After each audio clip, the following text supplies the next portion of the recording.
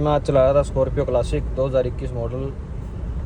एक चीज़ बताता हूँ मैं आपको, महिंद्रा की गाड़ी की खास करके 80 तक या 100 तक, ये तो 5 साल पुरानी गाड़ी है वैसे भी, 80 तक इसके अंदर कैबिन नॉइस बहुत ज़्यादा कम है। 80 तक तो पता ही नहीं चलता, लो स्पीड पे तो वैसे ही नहीं पता चलता कोई कैबिन नॉइस है या नहीं है। तो इतनी बड़ी गाड़ी के होने के साथ साथ बहुत बढ़िया दे रखा है कैबिन इंसुलेशन। वैसे भी है ये स्कॉर्पियो, बल्कि इतनी और बॉक्सी डिज़ाइन है, फिर भी उस हिसाब से बहुत बढ़िया कैबिन इंसुलेशन दे रखा है। अगर आपके पास है तो आपने भी ये चीज़ नोटिस की होगी ज़रूर। धन्यवाद।